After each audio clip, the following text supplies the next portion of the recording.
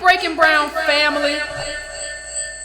It's Yvette Carnell coming to you as I do every Monday and Wednesday, 9 p.m. Eastern Standard Time. If you're watching this on YouTube, which is the only way you're going to watch it right now, I need you to subscribe if you're not already subscribed. If you're watching this right now, there's a little bell, and it's called a notifications button. Hit the notifications button so that you'll be notified when I come on. I know I come on every Monday and Wednesday, but sometimes I do a quick hit and just come in and talk about something that I want to talk about. And I want you to be notified when that's happening so you can tune in and kind of tell me what you're thinking. So do that. Also like it. Also share it. Share it with your groups. If you're in groups, share it with your friends. If you're into tweeting, tweet it if that's something that you're into. Something else I told everybody the other week. People are looking for me. What are you writing? If you want to read something that I wrote, there's going to be an interesting article that I wrote in Counterpunch talking about why more white people should go to jail. But it's not about there being anything bad towards a certain race. It's about everything being equitable. It's about justice. And justice means everybody having the same, justice is supposed to be blind, so everybody having the same thing. So check that out. It's going to be in Counterpunch. You're telling white women to go to jail. I'm saying that we got to be fair. And you shouldn't use hair on and not go to jail because we're sympathetic and black men and black women get caught with crack and they go to jail. Like, that's not what we should be doing. I'm just saying, how is it wrong to ask for fairness, ladies and gentlemen? Fairness. And if you're watching this, if you want to get the newsletter, go to breakingbrown.com. You can get the newsletter there. Okay? It's $2 a month. I'm not LeVar Ball. I picked a nice price point. I know I'm dealing with black people. I know what has been done to black people to make it to where we don't have no money. So that's what that is. And also you can make a donation, a monthly donation if you want to, at breakingbrown.com. You can also go to donatebrown.com and you can go to subscribe to Brown to subscribe to my mailing list so I have you all in one place. So, to get that, before we get started, I wanted to just get that out there. We're going to get started. I'm going to do something kind of interesting today that I don't always do. I'm going to do something very interesting today. I think the title might give you a clue. My name is Jenny Jones, and I'm a quilter. And I'm a mother. Y'all got to forgive. We ain't got no thing. We got technical difficulties. So anyway, that was my laptop. So listen, this is what I'm going to do. I'm going to lead you somewhere. So get your libations. I like to give everybody time to do whatever they got to do. Somebody say, hey, I heard me. I like to give everybody time to do what you got to do. Now, if you need to get a drink, I understand people say, Yvette, you're depressing me. Why are you depressing me? I feel so sad. So if you need a drink, if you need a Valium or whatever you take to soothe your woes, I need you to go get it right now because I'm about to get started. And when I get started, I'm not going to stop because we have a very special guest. You all know who I talk to a lot. We got Antonio Moore, who we hope to have on the show today because he did a very interesting interview with Tom Shapiro who wrote a book about race. Long time ago, before people were really writing about the racial wealth gap. So we're gonna have that conversation. Hey everybody, we're gonna have that conversation. But I'm gonna lead up to that conversation. I usually frame it, but I'm not gonna frame it today. I'm just gonna lead you into it. You trust me, right? Okay. If you trust me, you just gotta follow and see where I'm going. So the first thing I want to do, I want to put up a picture. And after I put up the picture, I'm just going to ask you a question. I want to put up this picture and I want to ask you a question. And while I ask you the question, I'm going to look at the YouTube feed. All right, ready? And I'm ready. I want you to tell me when you see this picture. I want you to tell me what you think. You see a picture of black boys playing. They look like they Africans. We don't know where they're from just looking at the picture. But so when you see this picture, somebody said Ethiopia, somebody said, here you go. Oh, here we go. African children. Yeah, okay. Somebody said this is a setup. It is kind of a setup. Somebody said NBA hopefuls. Somebody said just African. I see teenagers playing ball. Okay. So, first thing I figure out when I see this is that a lot of y'all ain't honest. Y'all got to start getting honest. Because what y'all say on this thing about what y'all see ain't what y'all tell me. When I talk to you, if I were to talk to you in private, you would say, I see some African kids. I don't know where they're from. They're playing ball. And they look like they might be poor. because one of them has a shirt that's, I see dirt. I see a house that's not a millionaire's house. I see a shirt that's either a little bit dirty from the dirt or maybe it's a little faded. So you would think if you saw that these people are not necessarily doing as good as you, right? Not doing as good as you.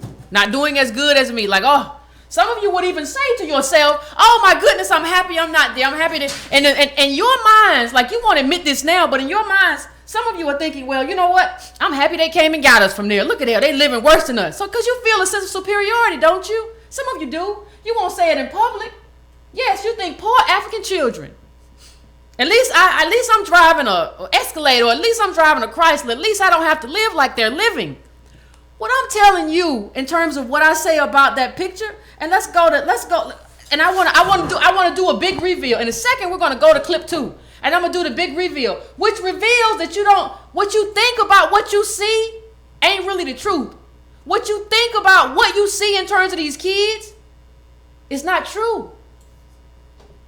It's not true. So put that up, Aaron. This is the truth of their situation, of the young man who's playing. Okay? Now let me just read it to you. It's on your screen right now.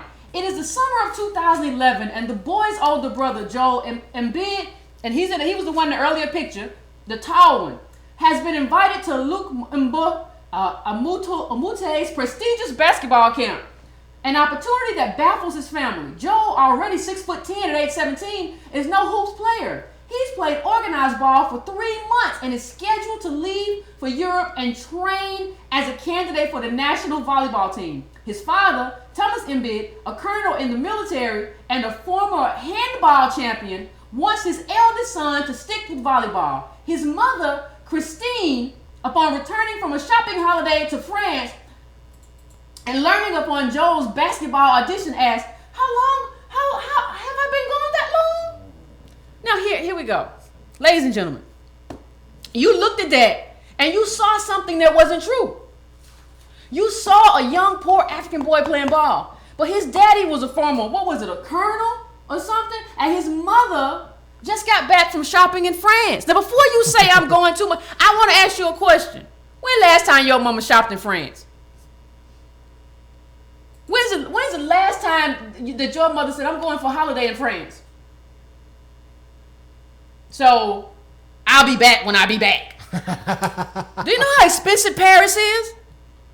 See, we don't get to travel a lot, so we don't know how much. Paris, London are among the most expensive cities. Do you know how expensive that is? Do you know what that's telling you about who you believe he is versus who he is? Now, what I'm just trying to do is I have this conversation. I'm trying to draw distinctions between other communities, what we believe about other communities, and what's true of a lot of other communities in terms of the people that we interact. Because you're not interacting the poorest of Africans all the time when you interact them in America. There are a lot of poor Africans. Yeah, but you got to go there to see them. Yeah. You're going to have to, if you want to see all the people who are the bottom, like we're the bottom here, you got to go there.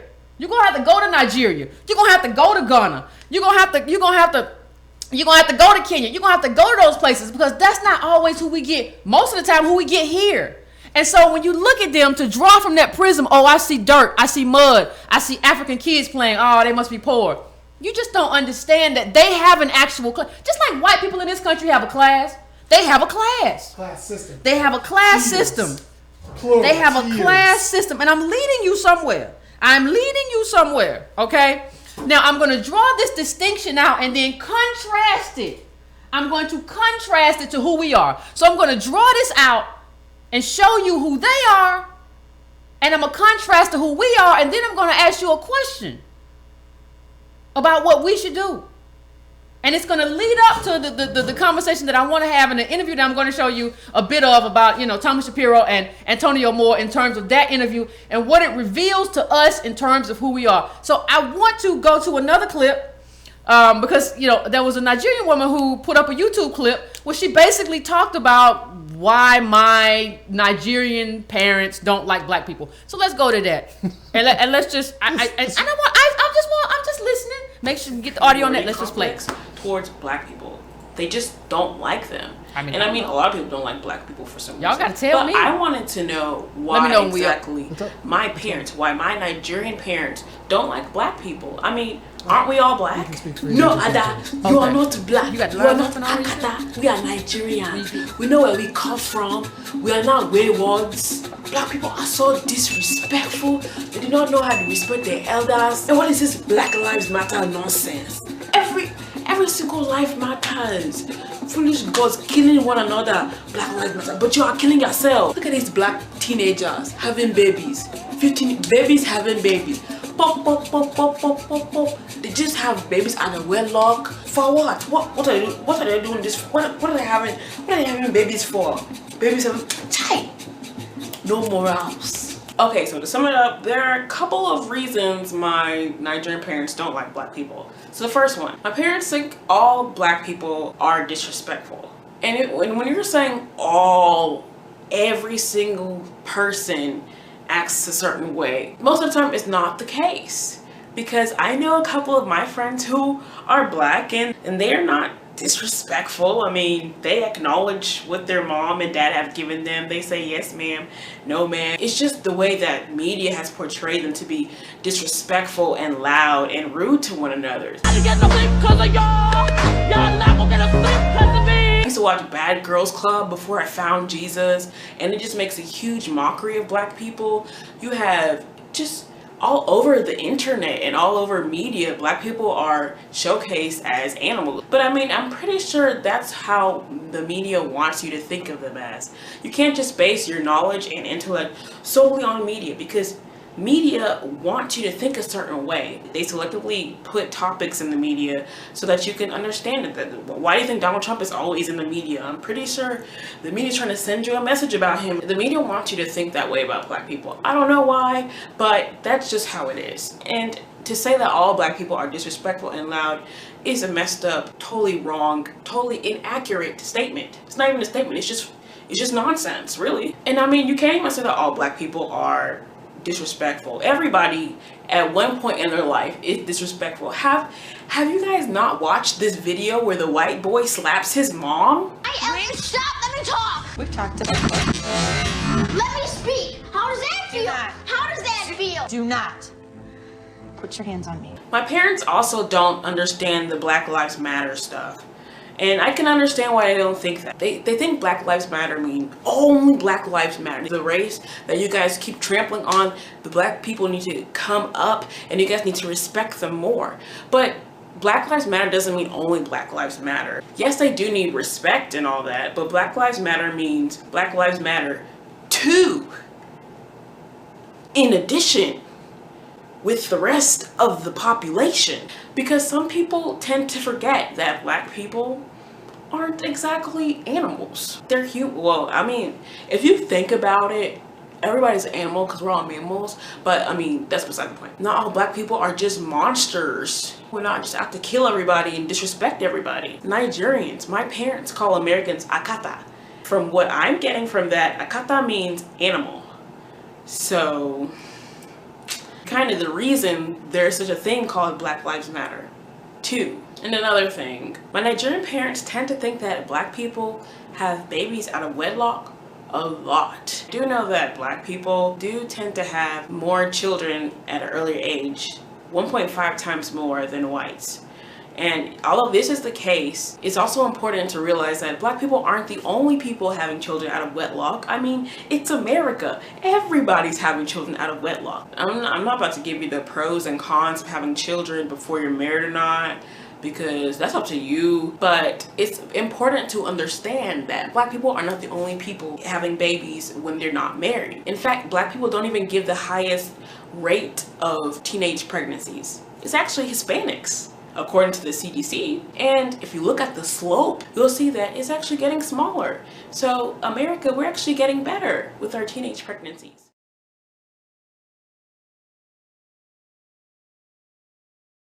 Did y'all, I want to see if y'all picked up on what I picked up on. I want to see if y'all picked up on what I picked up on. Okay. What I picked up on, did y'all hear what she said though? No sound. Did you get the sound? I got it. It's on. Okay. Y'all can hear me now? Okay.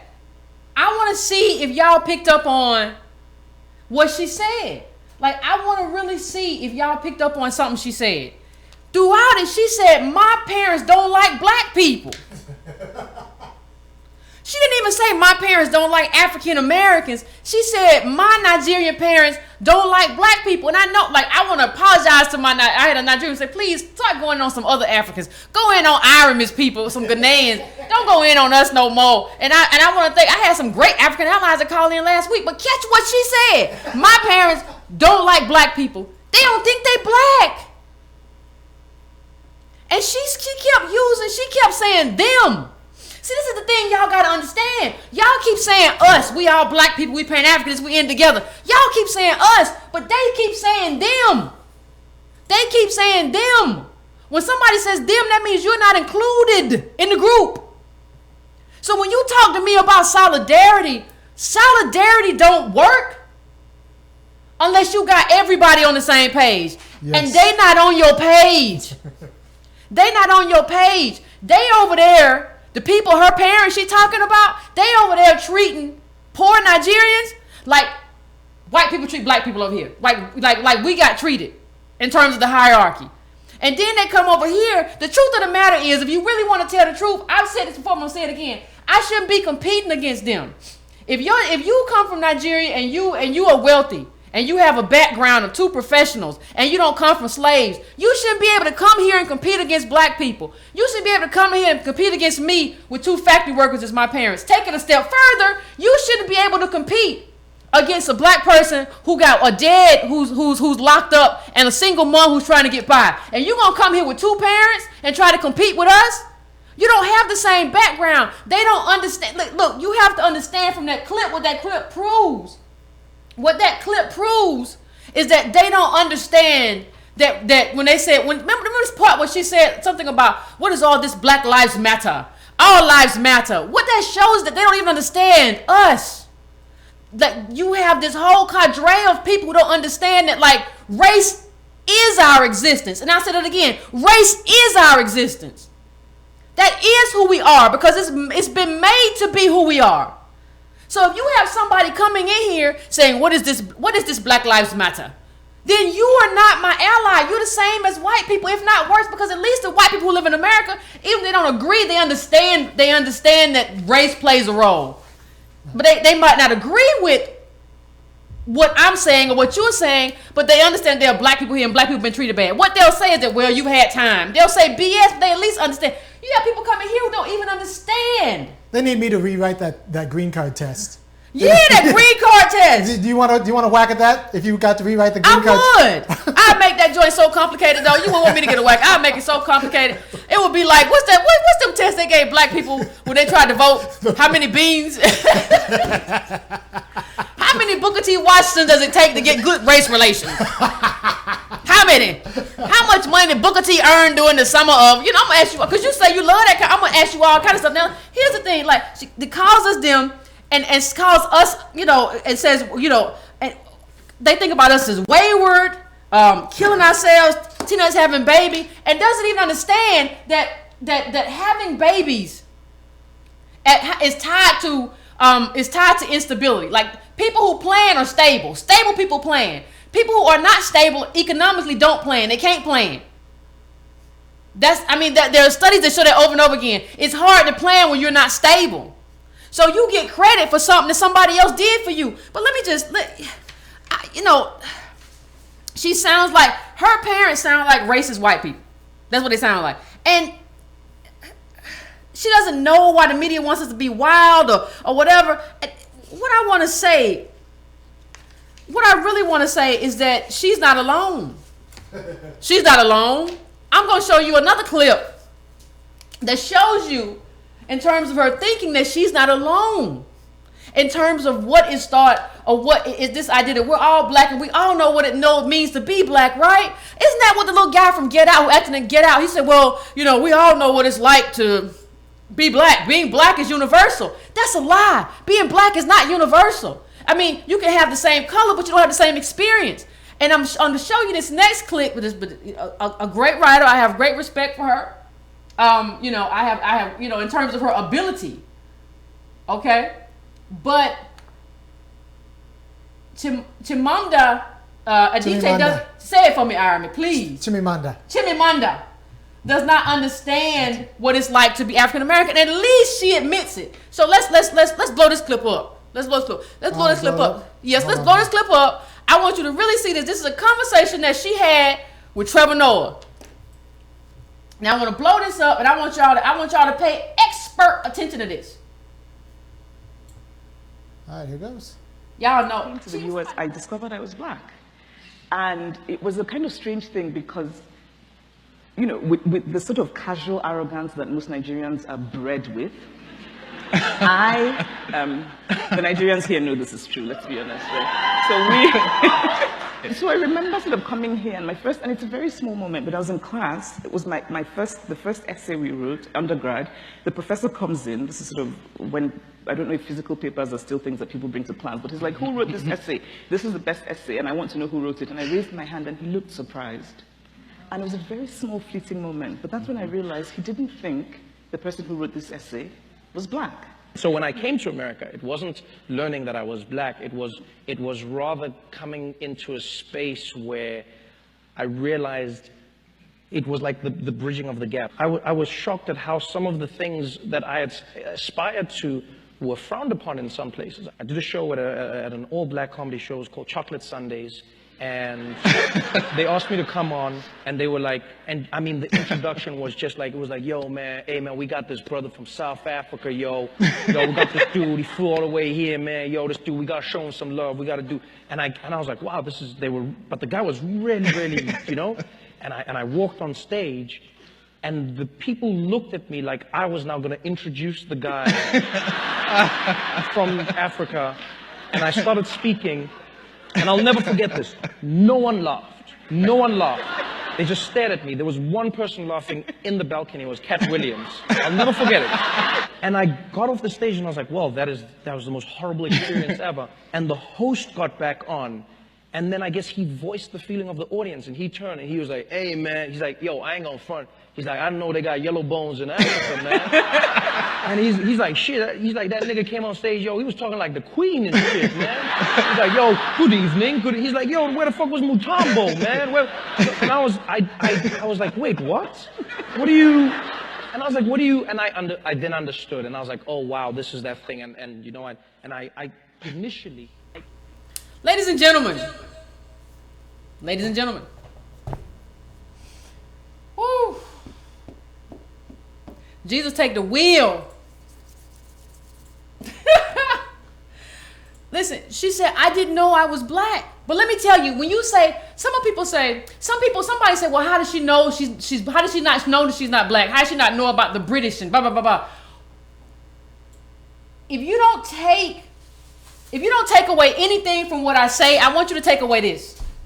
And I want to thank Yoshi for telling me her name is Chimamanda. So I got it. I think I got it. I don't know if I think I got it. So I want to thank him for trying to break it down for me. I'm not trying to insult anybody. My tongue is American. What I'm trying to tell you, there's a reason why she didn't know. Because this colonialism, that was her history. But that's not her life. That's the history of her country. But the class she occupies, the class in which she occupies, that's not her life. That's not her life. That's her history. But that is our life. That's our existence. And it always has been. So let me tell you a little bit about the writer. Adichie, now think about her history and her class that she occupies. Adichie, who was born in the city of Enugu, grew up the fifth of 6 children in an Igbo family in the university town of Nsukka in Enugu State, southeast Nigeria, where the University of Nigeria is situated. While she was growing up there, her father, James Adichie, was a professor of statistics at the university, and her mother, Grace Efuma, was the university's first female registrar. Adichie studied medicine and pharmacy at the University of Nigeria for a year and a half. During this period, she edited The Compass, a magazine run by the university's Catholic medical students. At the age of 19, Adjei left Nigeria for the United States to study communications and political science at Drexel University in Philadelphia. She soon transferred to Eastern Connecticut State University to be near her sister, who had a medical practice in Coventry. She received a bachelor's degree from Eastern with a distinction in summa cum laude. In 2003, she completed a master's degree at Johns Hopkins, and from there she moved on to she was a fellow at Princeton, and she was at Yale, and all this stuff. Listen, she ain't you. She ain't me. Statistics professor, registrar who was the first woman, she's in the upper class. She should not be allowed to compete against yourself and myself. We don't have the same life or the same class. The Nigerian needs to come, if one's going to come over, it's like not the rich people. But let me just say this. The kicker here is what she said. When I came to America, I discovered I was black. Y'all act like she always knew, but Nigeria is mostly black. They don't have white cops killing people. If a cop messes you up in Nigeria, he a black cop. It's not a racial thing over there. It's a class thing, and that's not the same. That's not the same. And can you break down the Shapiro immigrants clip? I got it. So we're going to bring Antonio more on, but I want to play this clip beforehand. I'm going to lead up to what I want to say. So let's play this clip. Does it matter if we're always talking about blacks and Latinos in context of white wealth? But shouldn't we also be looking at blacks and saying, what does it mean for a group that's been here 8 and 9 generations to be doing at or less than the level of a group that's just fresh from a developing nation? No, that's a set of extremely sobering questions. I don't know what you got into with Sandy Darity when you and Sandy had the opportunity to talk, but the report out of Boston, The Color of Wealth in Boston, was the first that came out of that study that Sandy and Derek Hamilton have really done incredible stuff with. Incredible. One of the findings out of Boston is that, let's see if I can remember the data off the top of my head, is that black immigrants have like $1,000 in financial wealth in the Boston metropolitan area. Native-born African Americans in Boston have like $7. It's even more telling to look at Los Angeles, because in Los Angeles, I actually wrote on that. I summarized it on inequality.org. What you saw is, because the thing is, there's different kind of native Africans. Here we have the Nigerians. And so what you found in Los Angeles is that the middle black family was worth $3,000 hard, $200 liquid. But the middle Nigerian family was worth $75,000. Here in Los Angeles, Color of Wealth, Los Angeles. Yeah. So you had Melanie on? Talk about that in LA? No, I just talked to Darity about it. And I read the report, of course. Yeah, that's great. So what doesn't get involved in those conversations a lot is that immigrant groups, almost no matter where they come from, but more particularly true with Asia, come with capital or come with access to capital from their kin networks back in their home country. And that may be the particular case of the particular Nigerians that come from Singapore or wherever.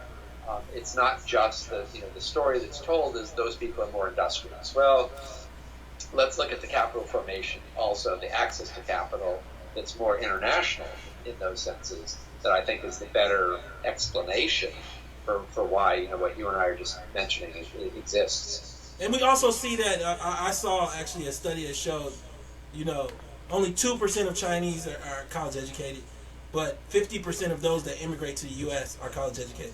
So they're coming from the top 2 to 5% of the population, and this is likely true about many of the West Coast African countries as well. And we have to say that also about President Obama and his father. Father went to Harvard.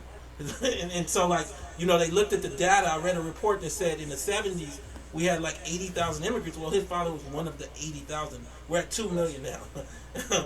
Yeah, but that's also part of policy, immigration policy in particular, about who, what the so-called skills they're looking for that gives people priority. Is it as an echo? And that's sort of the resources is one of them. In fact, in the United States, you can still buy citizenship.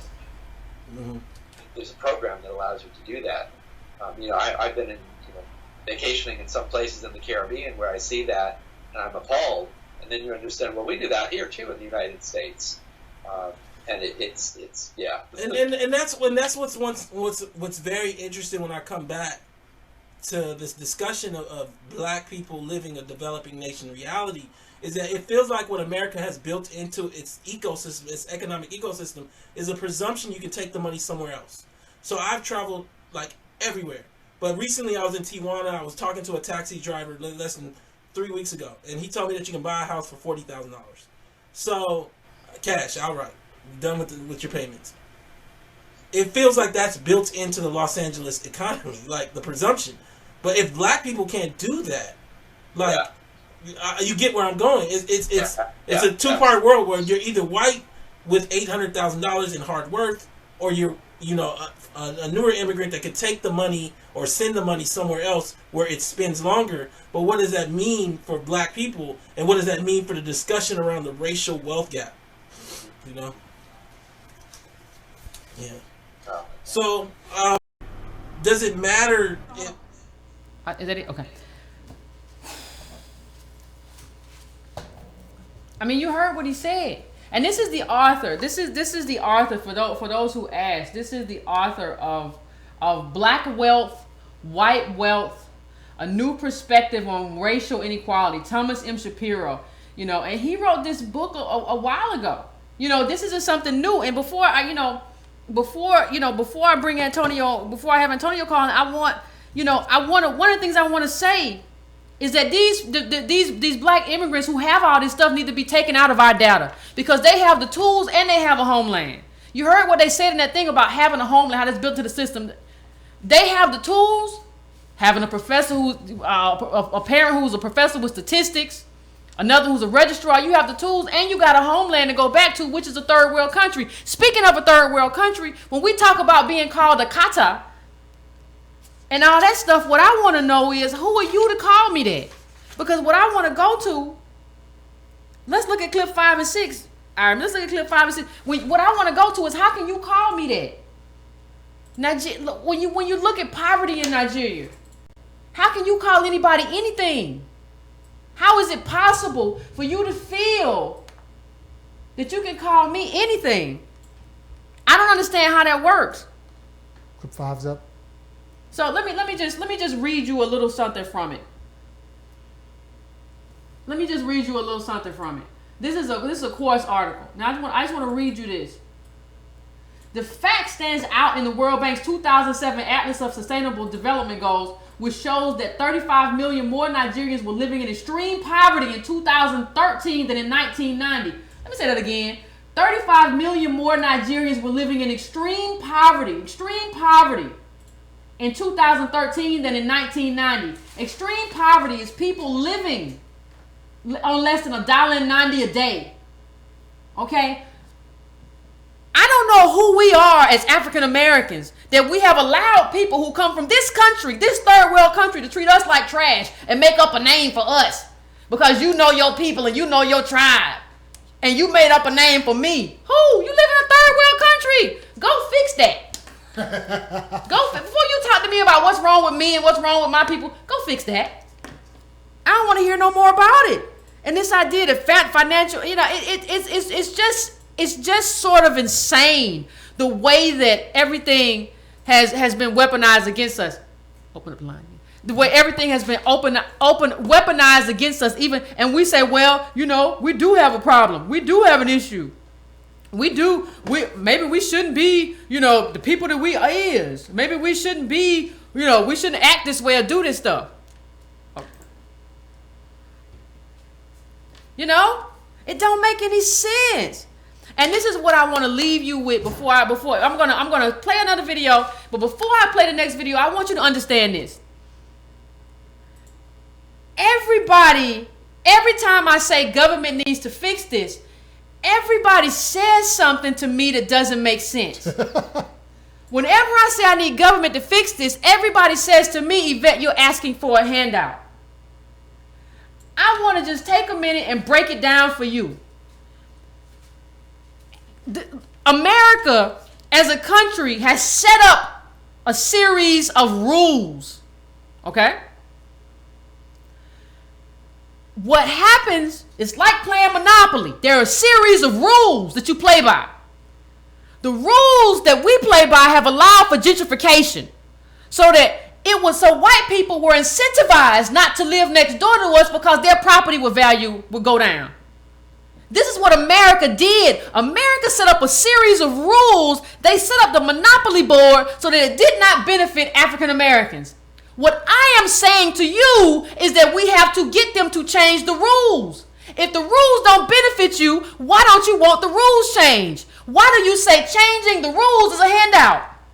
If I'm playing Monopoly and I land on a square and the square says to me I lose all my money, and then a white person lands on a square and that square says they get $1 million, I want to change the game of Monopoly because the rules aren't fair.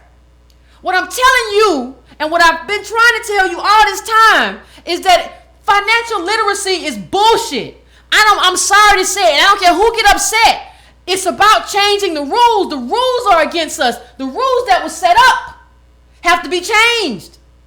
The rules that were set up to rob the foreclosure crisis was nothing. And Shapiro said, please go to Tone Talks and watch this video where Antonio Moore interviews Shapiro. He says that the foreclosure was nothing but taking away wealth. And who got hit? Us. You have to change the rules. When the rules are set up against you, you don't say, I'm gonna play by them bad rules. And if everybody else, when you see lobbyists going to Capitol Hill, what you think they doing? They going in there to change the rules. But you so crazy, we so crazy as black people, we say it don't matter. We can play by whatever rules they give us. Change the rules, and getting the rules changed to where they're fair or beneficial to you, that's not a handout. And it's crazy to think that's a handout. And it's crazy to think that, well, we can do it with financial literacy, because financial literacy ain't worth nothing if you poor.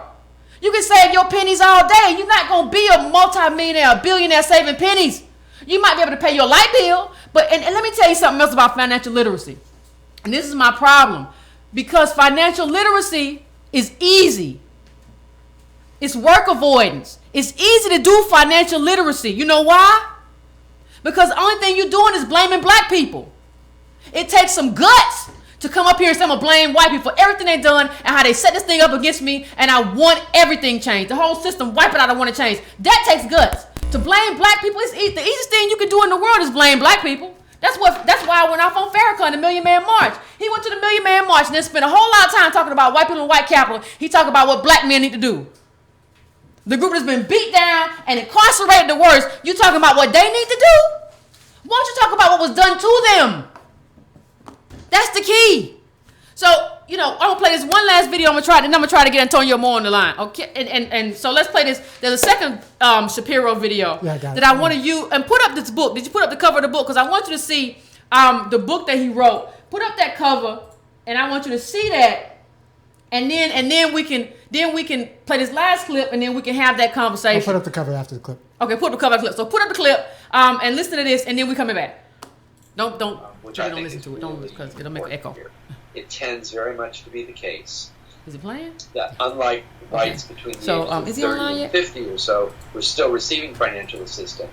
An African American who may be the first college graduate or the first one with the college experience, the most successful person in their kinship network, is the one that tends to help financially those in need in her or his network, whether that's nieces and nephews with higher education, whether it's a parent or grandparent with health care, with housing, with all kinds of needs. So the data we looked at showed a real interesting contradiction, but we can explain it. The contradiction is that college-educated whites, over like 20 to 25 years, their wealth increases. College-educated, meaning bachelor's degree or more, African Americans, same period of time, wealth actually decreased.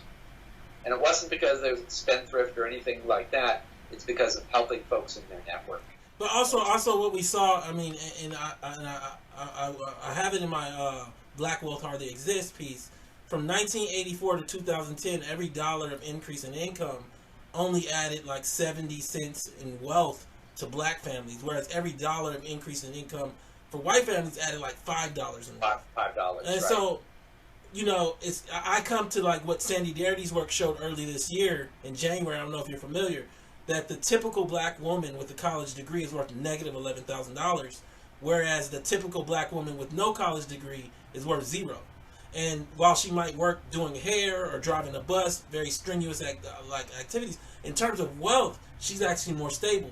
But because of the structure of black families, they're looking at income, and this person who's negative ends up helping more. It's a very, very kind of like mixed up scenario. Mm-hmm. Absolutely. And, no, I think, Antonio, inheritance also plays a role in there. It plays a role in, if I'm going back to the white college graduate, it's much more likely to be the case, and we know from the data that it's true, that African Americans in college, a higher percent have debt, college loans, and the debt is higher. And what that tells us, among other things, is that some of the ways that wealth is passed along from generation to generation is helping with paying college tuition, or at least paying enough of it so the student loan doesn't have to be that great, so that by the time, you know, if you and I graduated, just hypothetically, graduate college around the same time, and I come through there with zero college debt, and you come through there with $60,000, $70,000, that first paycheck is totally mine. And I'm going to look like, you know, if I invest that in stock, gee, how smart this Tom guy is. He's got great character and great thrift and all these behavior and character things that just aren't true. And you're going to be, you know, having to start to pay off your student loans. As people are going to say, why isn't Antonio putting money away? So pause for a second. This is interesting because it brings us to Claude Anderson and Boyce Watkins. Not sure if you're familiar with their works, but they're piecemeal like analysis that you can change certain behavioral tactics and kind of close this wealth gap. I don't necessarily adhere to that because what I think we're doing, and honestly, we're trying to make black people white. When I say that, what I believe is happening is we're taking the elements that make up white advantage and saying if we just give one of these advantages to black people, they can do better. But that is what's baked into whiteness. And I'm not just talking about the ability to buy a stock. It's the ability to know which stock to buy. I'm not just talking about buying a home. I'm talking about actually getting a home inherited to you with the couch inside. And so, like, I think for so many of us, and it comes back to, like, the idea of a racial wealth gap. I think we have moved from understanding black people as descendants of slaves to looking at this like the Hatfields and McCoys. Like, black people are at $65,000 and white people are at $100,000. And the break point is like 83. If we get black people up to 83,000, then it's okay. And it's just such a narrative that I think has created a whole discussion amongst black America itself that doesn't deal with the crux of what blackness is in this country. Yeah, you know, I'm pursing my lips because I agree, and it's a tough, you know, it's a tough conversation. Especially for me as a white person who's very deeply involved in this. I get asked all the time when I do presentations or on panels.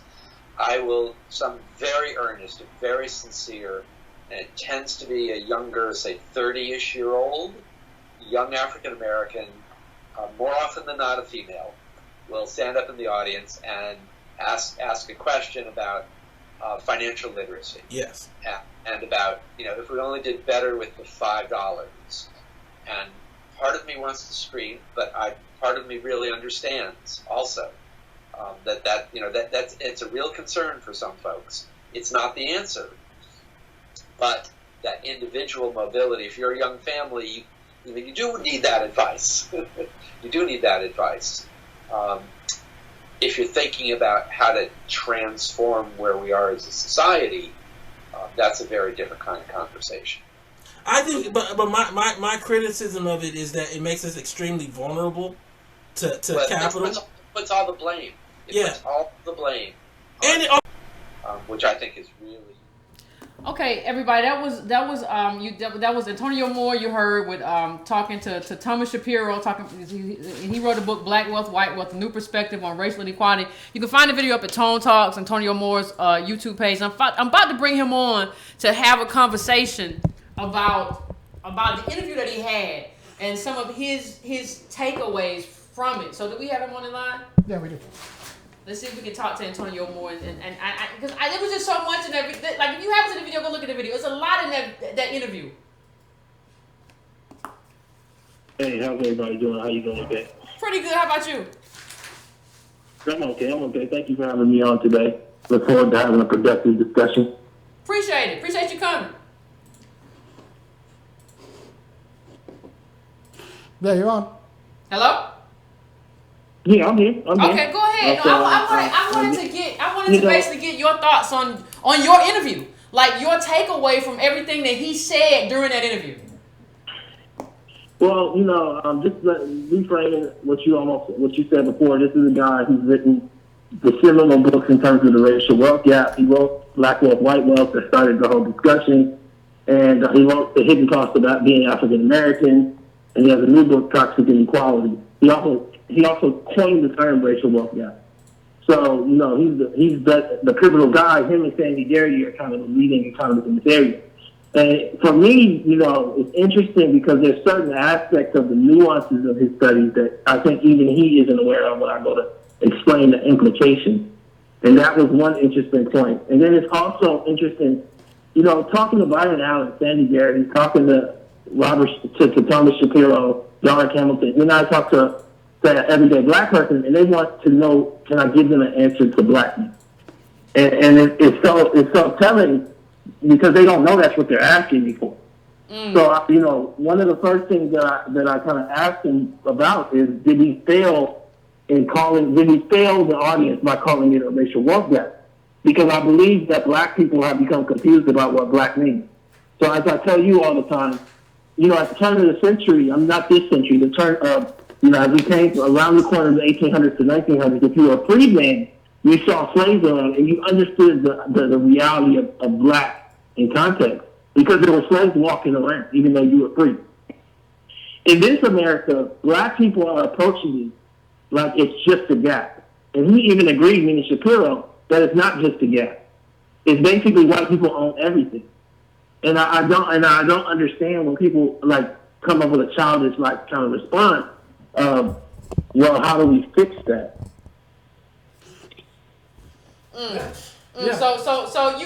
So you don't understand, and part of the thing when you say how do we fix that, part of that might mean that in terms of the wealth that exists in America, when we talk about that exists for us.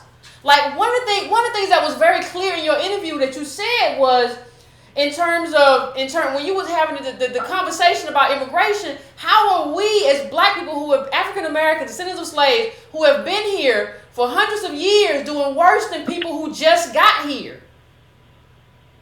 Yeah, and that was, one of the things that I think has happened as a result of the dynamic of race fracturing. That's kind of, there's really only two races. There's a bunch of ethnicity, and we're really not in ethnicity, we're a social concept of race.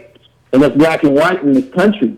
Now, what's interesting is that it does have a nuance of history with it, whereby you have an attachment to slavery and or Jim Crow, possibly both, most likely both. But what has happened is that post Brown v. Board, because a lot of people don't know, before Brown v. Board of Education, there weren't these five races. It was black and white, and then everybody else kind of got to fit into that paradigm, and everybody really was fighting to be white. There were actual trials where people tried to be white. Okay. And so, for me, I guess in so many ways, what I think is it's interesting that in the creation of the group Latino, the narrative has been almost like we're not at the bottom alone for a lot of black families, and you're still alone, even though there's some Latinos down there too. And then it's not enough analysis on why is this group that's been in this first world country for 8 generations, 9, 10 generations, doing just the same amount of I guess progress as a group that's one generation from a developing nation. Well, one of the things, and I think that's key.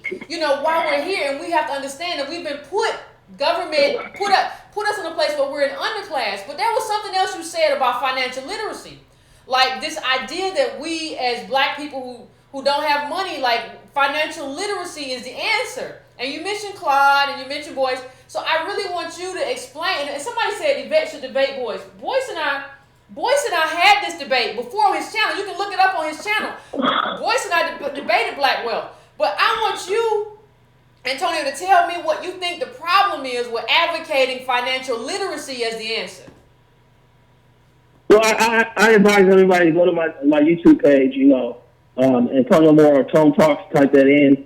There's a great paper done by two of the leading economists in racial wealth, which is Sandy Garrity and Garrett Hamilton, 18 pages, and it basically says that financial literacy doesn't solve like the racial wealth gap. It doesn't provide any solution. Financial literacy, it's kind of like the same thing as believing that the internet makes things like easier for people to make money, and actually democratizes wealth in some ways. Well, the internet actually is more so allowing capital to be everywhere at once. They're closing all the loopholes, all the cracks and crevices that small businesses were able to operate in. You can look at Amazon to see that, right? The boutiques are gone, and Amazon will give it to you quicker and faster than any boutique and cheaper than any boutique. So, I approach this the same way with this idea that we can change habits and become and get the advantages of white wealth, while white wealth is going to stand still and allow that to happen.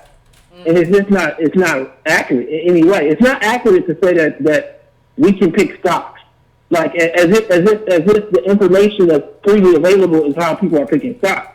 And somebody would say, well, then you just go out and you gotta get that information. But now you still gotta have the money to actually act on that information. And I just think that in many ways, when we come back to the core of it, black people don't understand that when I tell you that the middle black family was $1,700, that means that there literally are very little sound American black families in this country.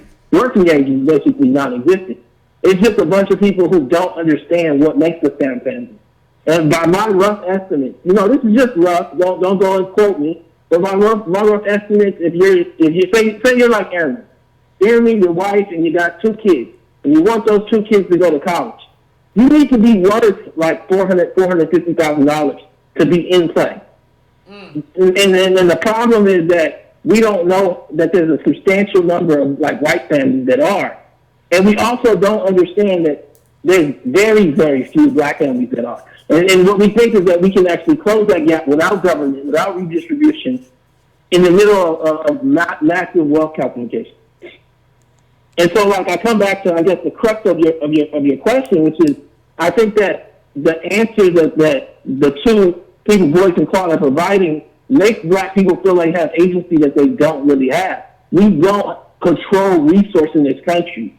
98% of the rural land, the private rural land, is in white hands. We have 1%. Their math presumes that we almost control 20% or 15% or some level of percentage. We don't have any of it, and it comes from a legacy of being shut out. Yeah, you're right. Now I wanted to ask you about something else. You said something else that was very interesting. In the sense of, we always think that, okay, there are poor white people and there are poor black people, and everybody poor, and that's just how it should be. And you said something very interesting during your interview of Shapiro about white anonymity and how poor white people get a residual benefit from the white people who are rich. So I just wanted you to kind of expound on that a little bit. What is white anonymity? So effectively, we live in a country. Let's make sure everybody knows, the new listeners might not, that the middle black family was $1,700. There's 10% incarceration rate for black males between 20 and 39. And one of the highest rates is 1%. 1% is extremely high. A normal rate is like 0.1%. Black men are at like 10%. So they're not going to get no inheritance. They're unemployed at 40 to 45% in major cities, and they're incarcerated at 10%. So they're basically socially like inept. And so the interesting dynamic is, what does that mean in terms of how they sell and move products? Most people buy products and sell products from people that look like themselves. So if the people that look like me don't have no money, who am I supposed to sell to? Oh, I got to go convince somebody else to buy something, some other person. A black woman, a white man. Nobody else really has to do that, right? These groups can actually sell almost entirely to their own group. and make a living. I'm not talking about getting rich right now. Just make a living. And so, like, I come back to this and I say, with white America, what you see is that everybody presumes that the white middle person is doing just like the black middle person, and we need to get together. What they don't understand is when we say that the white middle family is worth $100,000, they don't have no desire to be next to your $1,700.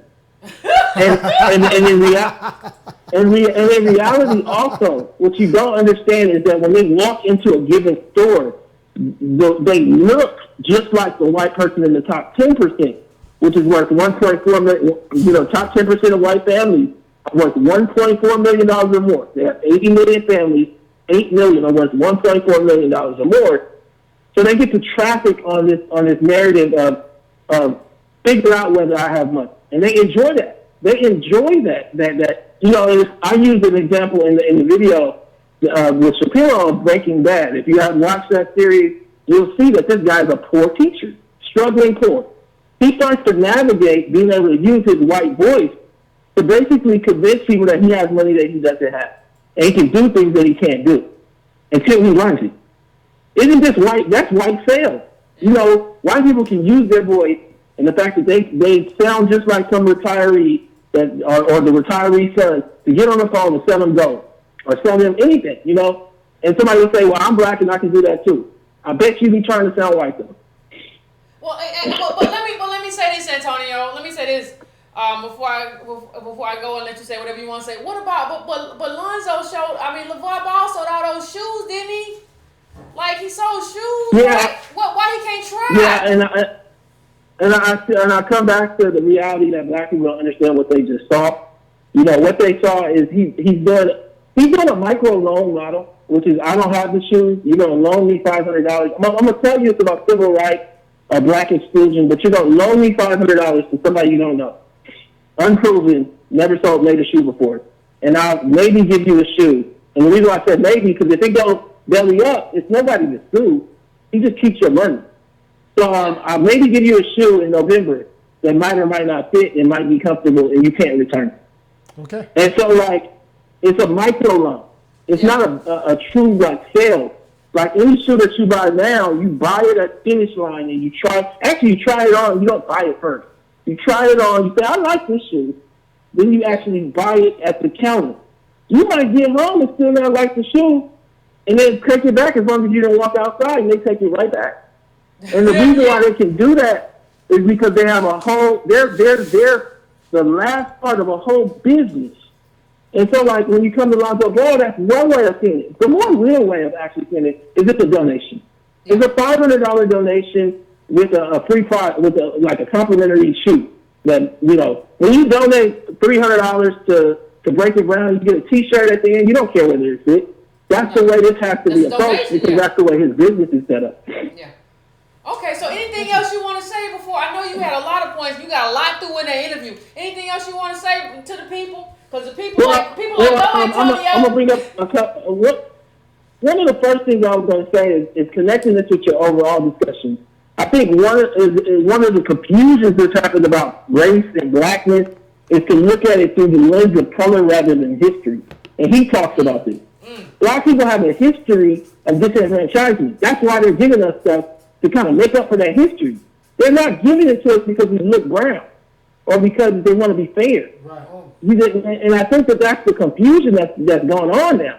And so what's happening now is that a school from UCLA to everywhere else, they can't, particularly if you look back at the numbers I gave you on black males, it would be real interesting to have an economist actually do the analysis on the percent of black men that make up the incarcerated, meaning descendants of slaves, and then the percentage of descendants of slaves that make up, say, the freshman class of UCLA. And it's funny because I bet you won't find too many Africans in that incarcerated group. And it's not just habits that do that. And so, we're bearing the brunt of the consequence of that history of disenfranchisement, and then giving away the few amounts of redress that they're supposed to be giving out to everybody. And I think that one of the damaging things that's starting to happen, and we saw this with the Color of Wealth report here in Los Angeles, the middle black family in Los Angeles was $3,000, family of three, that wants to send their kids to college and all that, is worth $3,000 hard and $200 liquid. the middle Nigerian family source $75,000. That's according. You can go look it up. Color of Wealth Report, Los Angeles.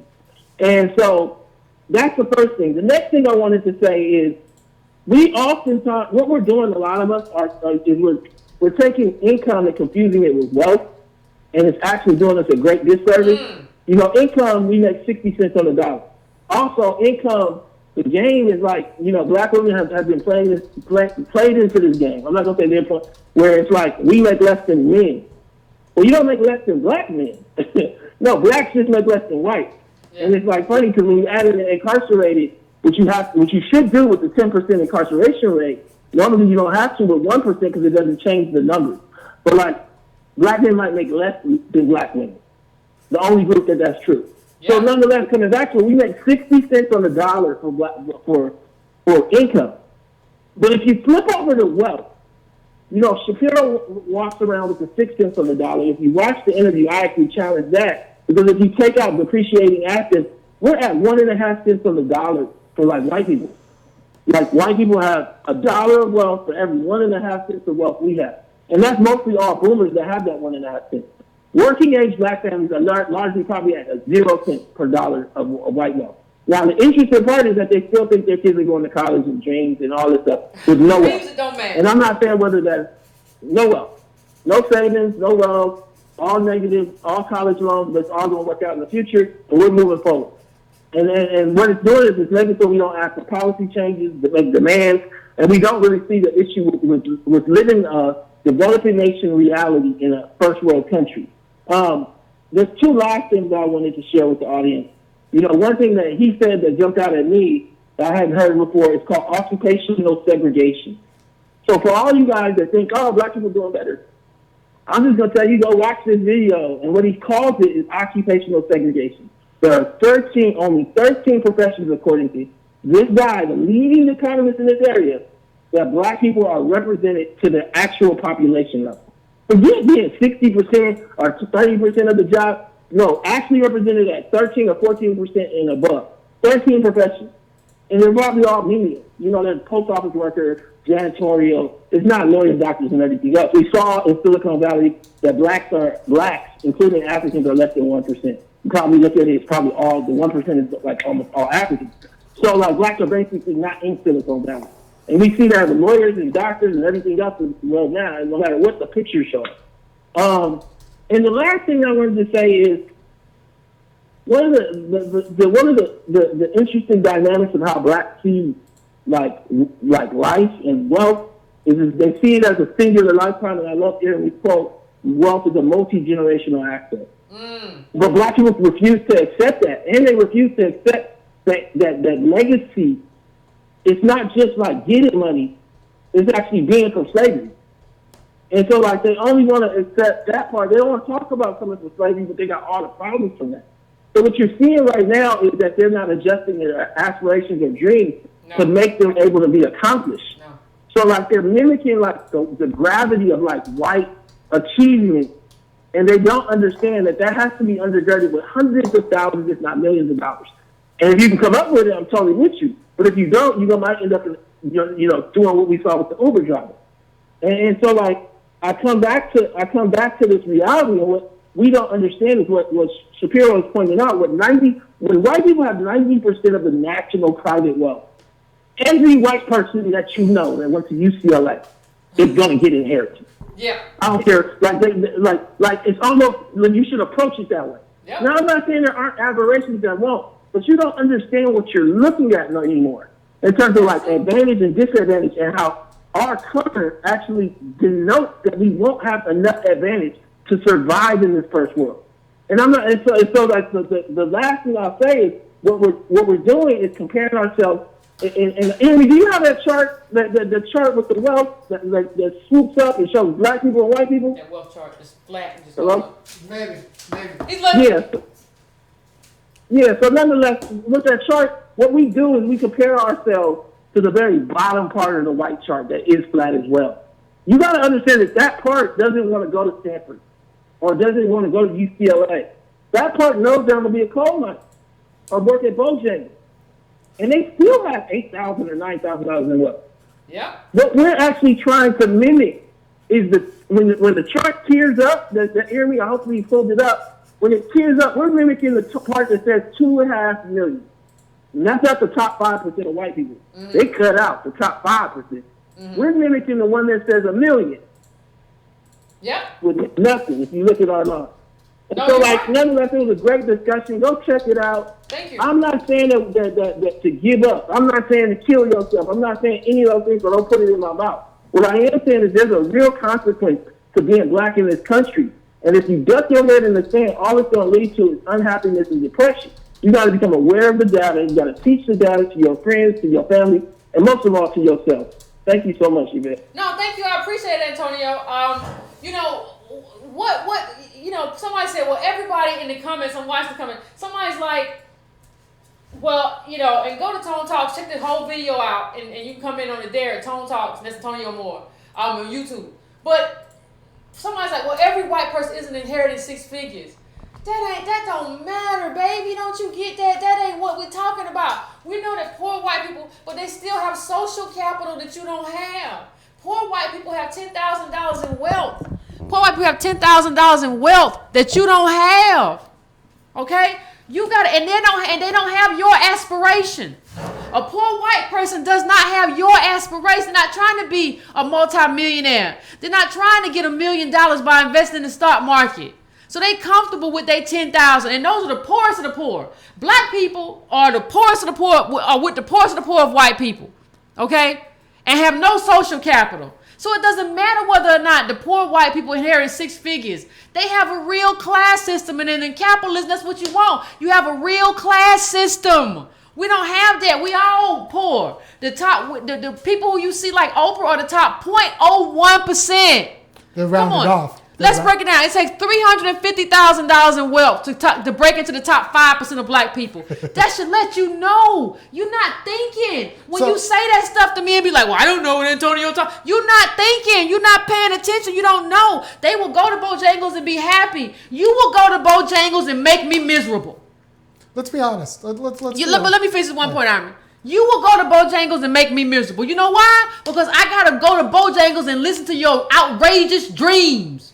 I don't want to hear about you going to be the next multi-million-dollar rapper. I don't want to hear about some outlandish. You don't understand that you crazy. And so you make everybody else miserable. The white people that go to Bojangles, they know they were born lower class whites. They're going to go to work, drink their past blue ribbon, and be okay. You don't want to be okay. You're aspirational to the point that's delusional because you don't understand politics. You tell me, well, if it ain't got to understand politics, I know I got ambition. I know I got ambition.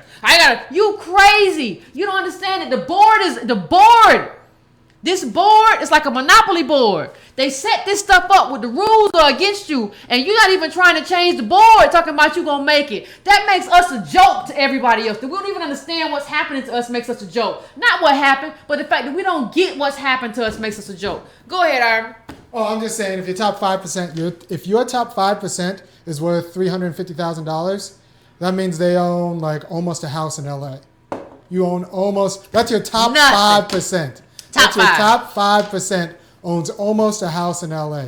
And honestly, those are boomers. So like none of those people are under 50. You know what Bojangles is. What's Bojangles, Army? Isn't that just a restaurant? Yeah, too much. You got me trying to find out what Bojangles is. I didn't know what Bojangles was, so I moved to Georgia. So. I know what Popeyes was though. Yeah. I always knew what Popeyes. Oh, sorry, I'm talking about fried chicken. Yeah. And I don't even eat meat no more. So your top 5% almost owns a house in California. Almost owns a house. And so that's not real money. Top 5% of white people we're talking about. It ain't real money, especially in a place where you got Bezos. What do you got, like 57 billion or some stuff like that? You talking about, and our top 5% is worth $350K. And you gonna talk about, you can't even, like, if you know the data, you can't even go to black family reunions no more because you got a bunch of aspirational people telling you what they're gonna be and they 35. Get somewhere, eat your tuna fish sandwich and shut up. Don't keep talking to me about this wild stuff. Because when I see poor white people, they ain't talking like that. They know and they good. And they talk to people, I'm going to drink this, I'm going to eat this, and this is going to be what it is. I'm going to go to the bar, I can afford my Bud Light. That's what it is. You are wildly aspirational. And you don't. And then when I talk to you about stuff that can change it, When I say here is what we can do to change the game, you tell me, but Yvette, I don't want no handout. No, you want to change the rules. If the rules are messing you up, why wouldn't you want to change the rules to the game? I don't understand you. Everybody else is trying to change the rules. And this is something that Antonio said was very important. Antonio said, it is not about color, it's about history. Yes. Our history puts us in this place. Our history puts us a history of slavery and redlining where the government made it beneficial to hate black people. That's what the government did. Those are the rules. Those are the rules that they put in place for us. You should want to change the rules when they don't benefit you. You don't just look at the rule book and say, okay, I know the rules don't benefit me, but I'm a hustle. No, you're going to lose how you've been losing. The data shows that we're losing. Change the rule book. The rule book is unfair. Black family in LA, worth $3,000. African immigrants in LA worth $72,000. And you want to tell me we the same. It's not the color. It's not the color. It's not the color. They black just like you black. But they ain't African American. They're black just like you black, but they're not black like you're black. And because they black just like you black, you can't. I'm gonna say this for another show. But the problem is we're trying to mimic the 1%, and we don't have any foundation for that. We have no foundation for trying to mimic the 1%. None. But when I tell you that, you get mad at me. Well, Yvette, you're just a hater. I don't know why Yvette Carnell is such a hater. I ain't hating nothing. I'm not hating anything. I'm just telling you what it is, and you mad at me. I'm just telling you what it is, because nobody wants to hear your outlandish dream. But you don't want to do the hard stuff. The do for self, let me just put it this way. This do for self stuff is the laziest crap I have ever seen. Because you don't want to take on the most powerful government in the world, which is the American government. You don't want to take on white capital, which I shouldn't even say white capital no more, because all capital is nearly white. Nearly all, especially in this country. I'm not talking about somebody in Nigeria who might own some, or who might have stole something from the government. It's a very corrupt place in terms of government. I'm not talking about that. When I talk about that, you don't want to do the hard job. You don't want to do the hard job. You want to get on black people. Where if black women would stop buying weave, and if black men would stop buying Jordan, you could stop buying all the Jordans and all the weave. Guess what? That still don't amount to black wealth. You got to start going up against white capital. If you want to do this, you got to stop going up against the most powerful government in the world. And you don't want to do that because you're a punk. And I said, you don't want to do it because you're a punk. It takes a lot to go up against that. It takes a lot. You risk your life when you go up against that. That's why you don't want to do it. So it's easy to sit around and talk about what black people are doing wrong and not talk about everything that's been done to black people and how that needs to be redressed. You don't want to do that because you're risking everything when you do that. And that wasn't an overstatement. When Yvette said you're risking your life. You're risking your life. You look at MLK, you look at Malcolm X, you look at Medgar Evers, they all were doing black politics. And ended up 6 feet under because of it. Yes. When you start advocating for black people, I'm going to say this, when you advocate for black people, and not advocate for black people in terms of just being nice, when you advocate for black people and say, listen, black people need their money. And I'm going to stand here and tell you that black people need their money regardless of what you do, you are risking your life. So it's much easier to go and be like, well, part of the problem is black people. We don't do this, we don't do this. Nah, when you say, nah, my people fine. My people just fine. Yes. My people are lucky to be alive. Yes. You are the problem. Yes. When you say that, you risk your life. And that's why nobody wants to do it. You are not the problem. If you're watching this and you're black, I want you to, African Americans, descendants of slaves, I want you to know one thing. You are not the problem. And anybody who tells you that you are the problem should be disregarded. Because we're not the problem. We've been hung, we've been raped, we've been everything that you can, red line, had our wealth stolen from us. Everything that you could possibly do to a human being or a group of people has been done to African Americans. And for you to come here and tell me that I'm a problem is offensive. And I merge anybody who says that black people are the problem, because it's easy to do. And we as black people got to stop accepting people who tell us that we're the problem. I got a rule. If you don't ever buy a pair of Jordans again in your life, I don't think anybody should buy expensive shoes, because it's just, but for me, that's not going to build you wealth. That's just going to mean that if you have a late light bill, you can pay it, right? Not buying Jordans or weave means that, okay, if you have a bill that's overdue, or if you got a friend that calls you and say, hey, I got this bill, I didn't expect it, that means that you can pay it for them. That means you can help your family with little stuff. It don't mean you're going to have no wealth. It don't mean you're going to get that. That's not what it means. So, I mean, that's just what it is. And so anybody who tells you that you are the problem or you are, then you got to just walk away and be like, no, I need somebody who's bold enough to take on these people. These people in this Capitol, I need somebody to take them on. I don't need nobody that's going to tell me how I'm the problem. Nobody, no other immigrant group in this country has been treated like black people. I mean, from start to finish, all of it. No other group. No, I don't want you to tell me that I'm the problem. So, I mean, that's just what it is. So, I mean, I think we're getting ready to go to the phones. Woo, y'all done got me hyped up. Anyway, if you all are watching this, subscribe. If you haven't subscribed, like it, share it. You know, we're trying to do black politics.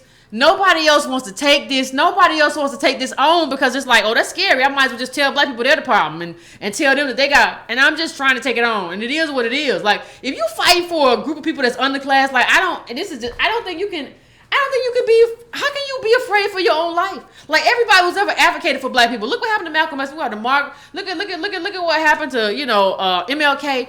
Really? I mean, it don't end well, but that's just what you gotta do. Like, you gotta do that. You can't be like, well, I'm just gonna blame black people. Yeah. You're the problem. It's financial literacy. You gotta be better with your money. What money? What expertise do you have to invest in anything? Do you know that these people are trying to take your money? Do you know that white capitalists are always trying to take your money from you and trying to figure out a way to scab and take because they don't have no morals.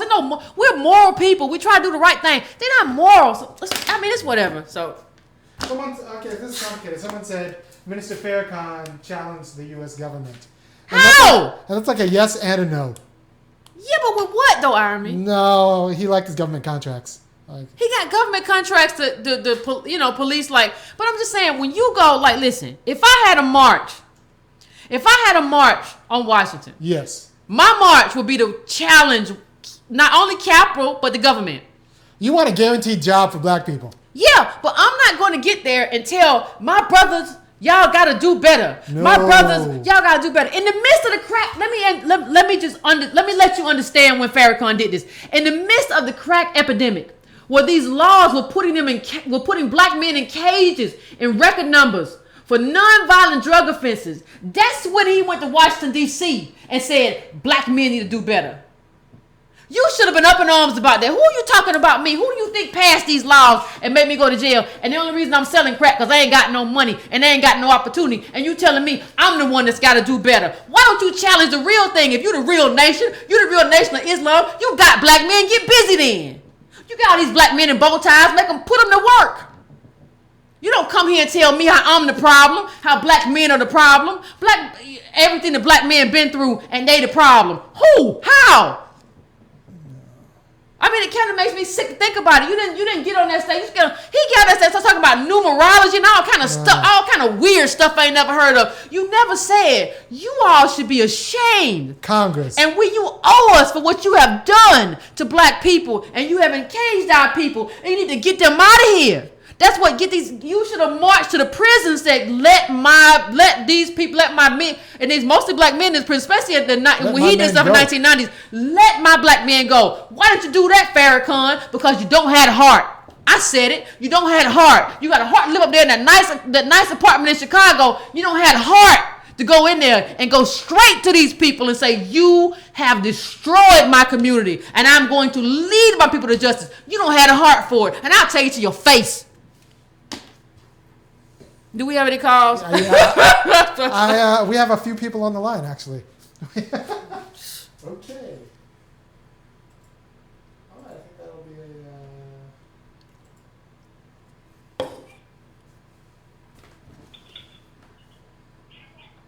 Hello? Hello, Yvette. How you doing? I'm fine. My name is Otis Griffin. I'm from Yorktown, Virginia. Hey, Otis. Constantly, and I follow you and Antonio a lot. You keep talking about generational wealth. I'm 63 years old. I can tell you, the government, from the time they did the interstate in the 60s, over 40,000 black people a year lost their houses all across this country just to advance the interstate system. This is during Eisenhower's reign. Land that was sold to black people was sold under contract agreements where if you miss the payment 10 or 12 years down the line, you lose your home. It's resold to somebody else. Systemically, we have been stolen from. Even, I'm 63 now, I'm going to tell you. At 18, I sit underground at a missile silos in Tucson, Arizona, with the largest nuclear weapon there was, the first black guy to do his job in the U.S. Air Force. I'm going to tell you something else we did. 82, when the savings and loan crash went, guess who lost all their money? Black people. You know why they lost their money? When the industry got caught for redlining, do you know what the solution was that Clinton went along with? What's that? Rather than be forced to give you a discounted loan and return your money, you know what happened? What? They gave anybody that was qualified a $25,000 loan, which means you go more in debt to go back in debt to the very company that stole from you, Wells Fargo and all of them. So this country systemically steals from black people. Here's another one. Real estate. I do flip houses. Real estate is set up. And the same real estate agents that keep telling you that directing people to different companies, I fell out with them to Dallas, Tucson, Arizona, and all because it's set up to put you in an area to keep you from bringing down white people's value in their homes. So they direct people and they tell you no, but all of them are in the business of directing you. As a matter of fact, if you go down to Atlanta, it's supposed to be the Mecca, what do you think the problem is? The problem is black people are losing value because it's all black people and it's understood. If you don't live in a gated community, you ain't going to get no appreciation in your home. Negroes live there, the price is not going up. No. They have all kinds of terms for it. Deferred maintenance, inability to maintain a home. So I'm telling you, when you say change the rules, that's what black people need to understand. We need to start talking about the things that have been done since 1960 so we can get a class action suit and make the government take action. It's not just the historic stuff from the 1800s. It's what's being done today, still built into the very same system. Even Wells Fargo, when you talk about the cloned accounts in banking, who do you think the primary people that happened to? People with bank accounts under $400 or $500. Who is that? Black and brown people. Yeah. So I'm going to let you get back to doing what you do. Thank you, Carla. I appreciate. Thank you, Otis. I appreciate that. But like you said, he said one phrase. I do want to say one other thing. The other thing I want to say to you is systemically in this country. The other thing that people aren't paying attention to. I used to do HUD projects too. Every black major city, if you are living in a dwelling that's over 60 years old, lead paint is a problem. Yes. I put up a couple of articles that if you find out, Johns Hopkins did a settlement in 2011 over having blind studies where they used black people for guinea pigs. Freddie Gray was one of those people that had a settlement with the government because he was in a program as a child. And that's happening all over this country. As a matter of fact, the paint company, Sherman-Williams, they did settlements with the government, the EPA, to get out of having to take care of the fact that they sold lead paint and put it primarily in homes that were built by the government, watch this, for the same houses that people were displaced when the interstates were being built. This is all a problem with government being used to systemically get up. White people didn't suffer from that. Thank you, Carla. I appreciate it. Otis. All right. No, you exactly right. Like, not only did Freddie Gray, you remember Freddie Gray killed in Baltimore by the police, and there's a great podcast on that. Was one of my newsletters. A great Freddie Gray podcast, but that deals with his death and all the lies and the police and everything that happened. But not only did he get a settlement, what you find, that was a great article that talked about those settlements and how many of the people who got those settlements, there were companies that came along and say, well, we'll give you a few $1,000s for your settlement over long term. And a lot of people, you don't understand that lead is a neurotoxin. So a lot of people were made, basically, incapacitated in terms of being able to make that kind of complex decision on to what to sign over their rights and their money there. And these people come in like vultures. That's what capitalism is right now. Like vultures, they come in and they say, well, we know you need money because you're poor and you only get a little bit over time. We'll give you $16,000, $20,000 for this settlement, which is worth 30 times that at least. And so vultures have come in and gotten these people's money. That's the second thing that's happened. Vultures have come in and basically gotten these people's money. And so Otis is right on several counts. And he's like, when he says Negroes live here, they come up with stuff like, you can't maintain your home, whatever. No, we can't maintain our home, we got no money. Maintaining your home takes money. You don't maintain your home off nothing. You need wood and nails if you're going to do it yourself, or you got to call somebody in. Lowe's don't just feel sorry for black people. Now, at some point, we should have had those checks. We should have a voucher to give Lowe's when they come. Here, we black. They gave us a voucher to give you. Here you go. But we don't have that. We need to be talking about grants. Grants, yeah. We should not loan. We should be able to get. We should have gotten we should have a book of stuff to pay people because we ain't got it. We should have a Lowe's book, a Kroger book, if you a Safeway's book, a Ralph's book. Every book we should have just a book. The government gave me a book. This is $50, $100, $200 to pay you because obviously I ain't got it because I'm a descendant of slaves. So obviously I ain't got it. This is cash money right here, and this is what I'm gonna give you. In addition to what I make, the government gives me all this to pay for stuff because they screwed me over for 400 years. That's what really should happen. So I mean, Otis, I think that was a great commentary. I appreciate it. Keep going. Yep. Hey, Yvette. Hey, how you doing? I'm good. My name is Jimmy from New York. Hey. I want to touch on 2 points. One of it is reparations. And another is I want to share a story of an experience I had with a Nigerian boss, actually. Oh, okay. Worked for a Nigerian company. So let me just start with the reparations. I want to just get your input on whether, if you would agree, if reparations should be in a form of, let's say, funding a legal fund or a legal defense fund specifically for the for civil rights claims, low or minor or nonviolent crime offenses by poor African American men or people, and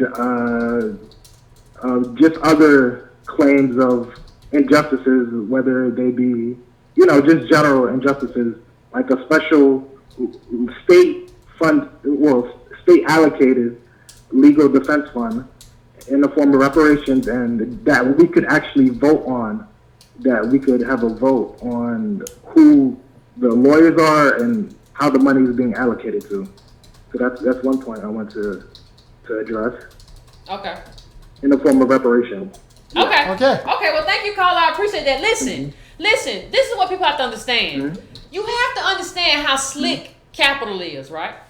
So I don't want. Listen, I'm fine with having. I want medical reparations. I need a $5,000 at least fund to pay for everything that happens to me throughout the year. I want a college reparations. I need at least a $20,000 grant, but college is like 30 now, so $30,000 grant a year that I can use a coupon to pay for my college. I need a legal fund. I need that too. But listen, let me tell you how slick capital is. If you get like a college fund and a legal fund and you don't get no money, what they'll do is just make it to where like your college education, that's what they're doing now. It ain't gonna be worth nothing no more. So they'll give you that and then be like, yeah, we gave you a college grant, and then college ain't worth nothing no more, right? So I need all of it. I need money. I don't want everyone to have it because I want an advantage. The part of the key to getting reparations is because I want an advantage. And an advantage isn't just coupons. An advantage isn't just you paying my legal debt. An advantage in a capitalist society is you give me money. And you don't give it to everybody. And you don't give it to everybody. If you give it to everybody, I don't have an advantage. If you give that money to poor white people, I'm not saying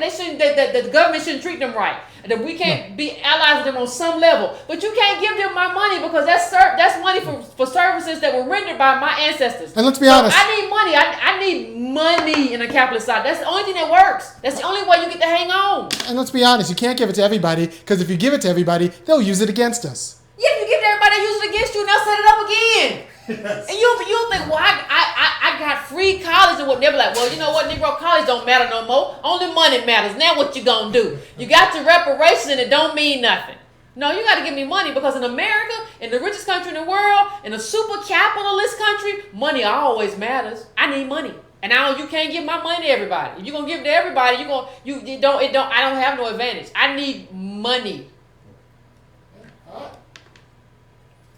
Yeah, like you don't want to start an arms race where they use the money that you give them against us. Yeah. So it's got to be a money for them, and they got to stay the same.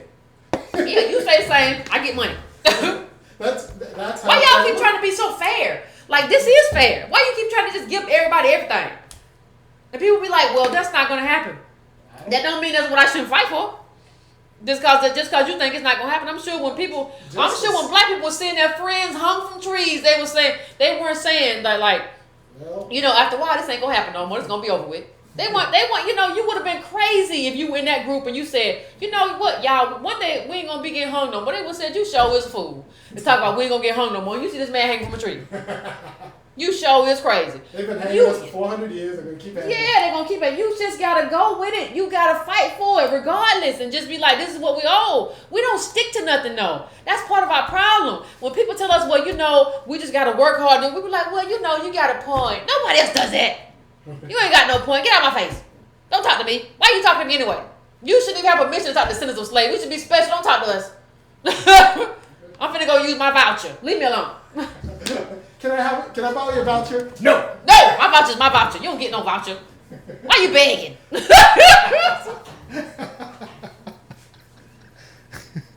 You're on the line. Hey. Hello? Hello? Hello? Me you're looking for? Oh, you're nothing. Cool. Hello? Where'd they go?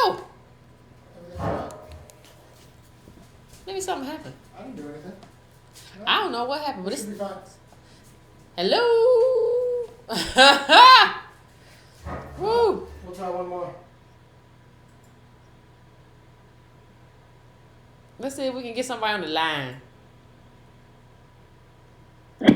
Hello? Hello? Hi. Hey. My name is Mecca. I just wanted to chime in because I have not a distinct perspective on this, but I'm half Nigerian, half African American. Oh, me. And I definitely do see that for the most part, the middle class, whenever people talk about how black people are progressing, it's definitely just African people. I'm a young professional, so is my sister, and we are noticing, whenever we're applying for jobs or just entering the workforce, there are tons of Nigerians, and the African Americans just aren't there. And when we were going through the college application process, we also noticed that a lot of people that were getting the scholarships weren't actually African American students. They were African students, like the Ron Brown Scholarship and the Bill Gates Millennium Scholarship. And I always found that there was an issue that people that are not direct descendants of slavery are accessing this wealth, and it's skewing black progress. So whenever people say we're having issues, they're like, no, you guys are fine. Look at the data. You guys are doing great. And it's not taking into account that actual African Americans are not accessing what our ancestors fought for. It's not us. Yeah, no. It's just it's not us. Good. I think she's right. On all counts. And it's really funny because whenever I speak to my African side of my family or my African friends, there's a lot of hypocritical and ignorant statements that are always said. And I always chime back, well, if you're doing solo in Africa, you didn't have to come to America and access programs that they weren't meant for you. And that quickly quiets the conversation. They change the subject because there's always an ignorant statement that just shows how disconnected Africans are from the realities that black people in America face, because they really do see themselves as other. Yeah. And thank you, Carla. I appreciate that. But the second part of that is, when you mix them up in the data, like capital is using them, the government is using them, the people that rule America and rule the world are using them to basically mask the fact that they haven't given us any of the tools to be American. So what's happening is, like, they shouldn't be in our data because they shouldn't be in our data because they mask the fact that we're failing. So they willingly come here and get in the data and take our stuff and be like, woo, you know, well, black people are doing. So people, it can look like we have 11% in Ivy League schools, when the truth is we don't have that. Half of that, at least, probably more than half, that's African students. Yeah. Hey, let me put this up. Somebody said trolls are running amok. Who the troll? I want y'all to tell me who the troll is. Call the troll out. I'm so tired of trolls. But yeah, I think you're right. I think that's what has to happen.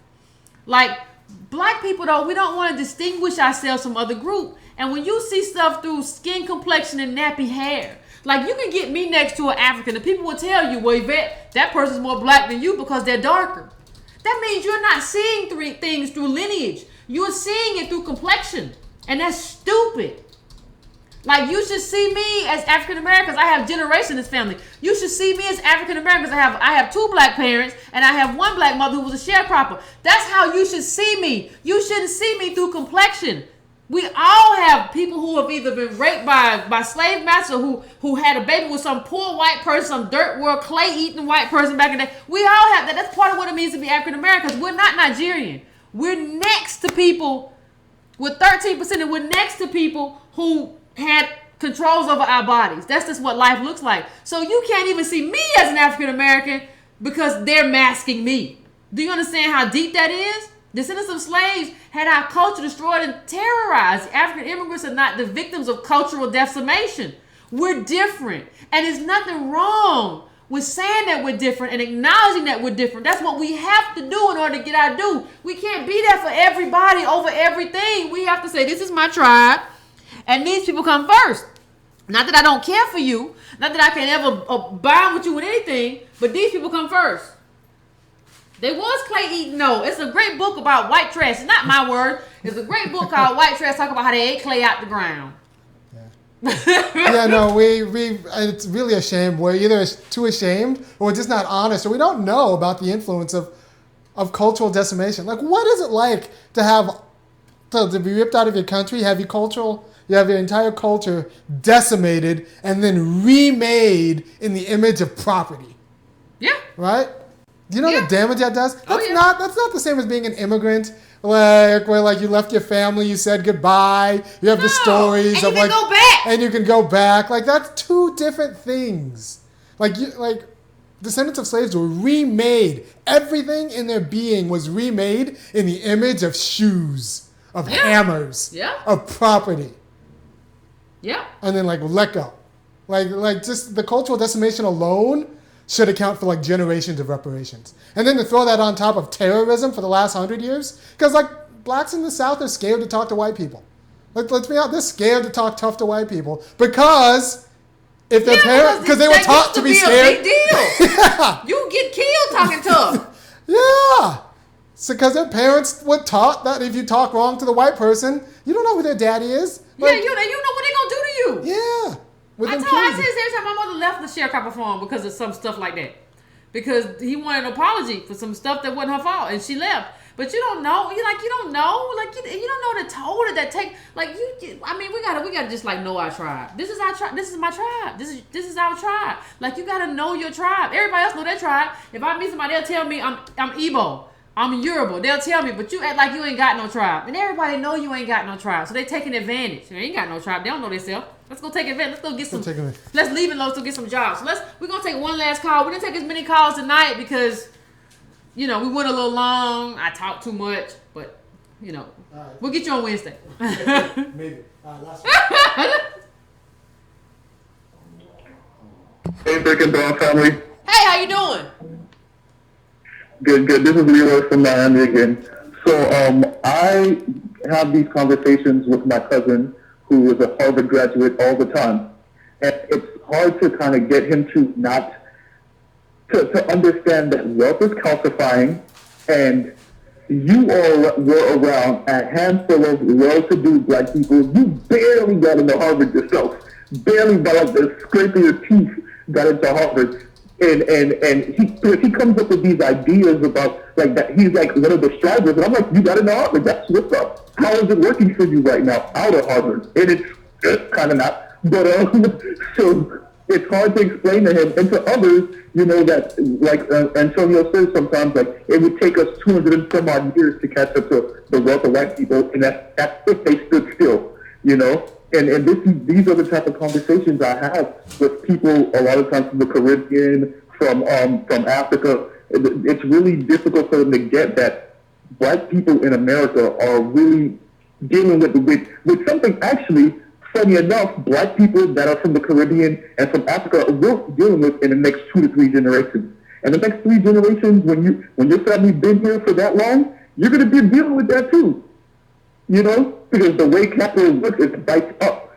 So yeah, it's dealing with the poor blacks now and the poor whites, and it's going to bite up. So your little middle class existence is not going to be the way it is in the next 3 generations. I don't think a lot of middle class black people really understand that they're going to start to suffocate too eventually, because that's what capitalism does. It doesn't stay stagnant. The floor is always moving, you know. So that's all I really wanted to say for tonight. Thank you very much. Thank you.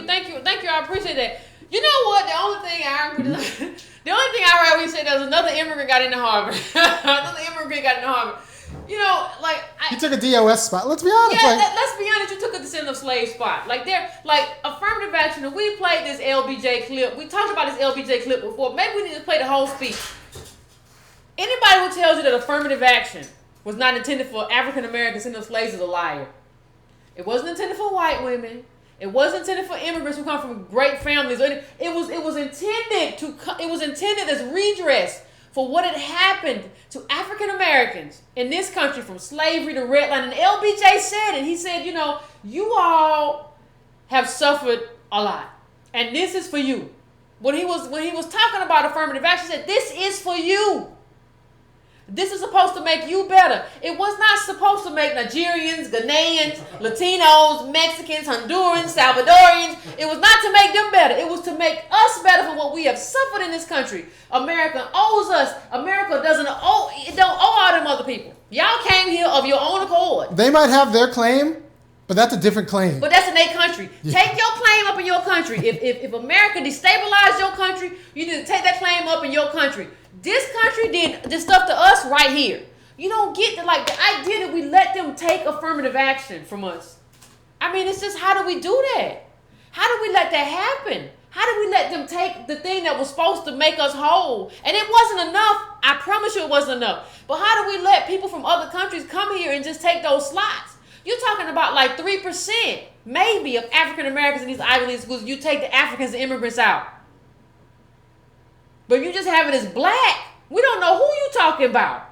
We don't know who you're dealing with. So I mean, we have to understand. We have to take pride. We are African Americans. Ain't nothing wrong with that.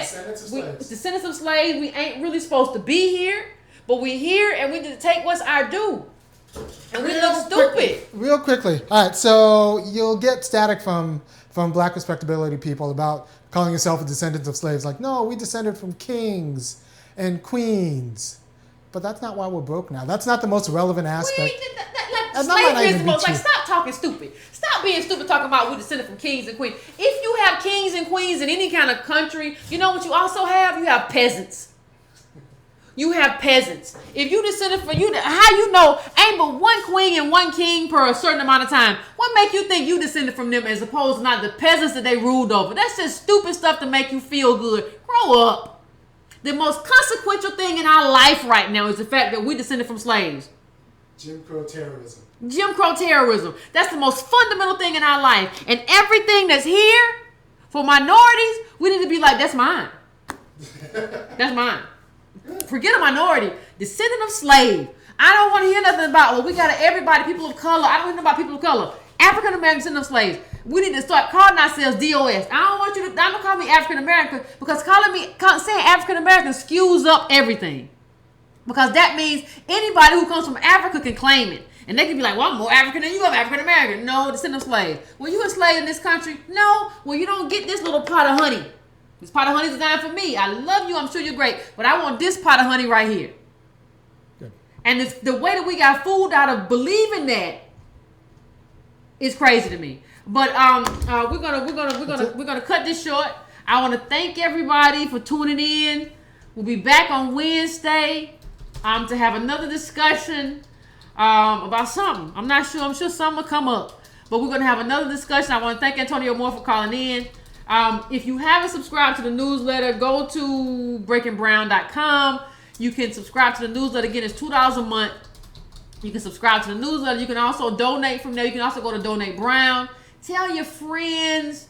We got Matthew, but we're trying to hire another intern. So if you could donate some money and we could get that in, we could hire another intern and do that because we're trying to have 2 of them around here. Let's be honest. Tell them to set up a monthly. Set up a monthly. Set up a monthly. If you go to breakandbrown.com and then you skip through to the website, there's a PayPal set up on the side. $5 a month, $10 a month. I have a Patreon too, but I'm confused about Patreon because a lot of people pledge and they don't pay. So I don't know what that means about Patreon. I haven't had time to investigate. So if y'all know, email me at editor@breakandbrown.com. But that's kind of where we are. And share this with your groups. You know, I know it takes a lot to put this in there, and then when people start being trolls and acting crazy, and you feel like you have ownership, just put it in there anyway. And you can send them my way if they got problems. You know, if they got issues, you can inbox me if you're my Facebook friend. If not, you can send me an email at editor@breakandbrown.com, and I'll come in there and send them straight too. But make sure you do that. And I'm trying to think if there's anything else I need everybody to do. Make sure you actually set up yourself for notifications to YouTube. Okay, and I need you to do that. And we will be here, like I said, every Monday and Wednesday, 9 p.m. Eastern Standard Time. That's when we're here, and the notifications are just in case we have a quick hit. So if I want to say something real quick, 7, 8 minutes, 10 minutes, you'll get notified if it's talking. So so that's what I want to do. So I thank y'all for coming in, spending another 2 hours of your life with me. You could have done it somewhere else. You spent it with me. I appreciate you, and I appreciate the time that you take to come in. I really do. So thank everybody. I appreciate you.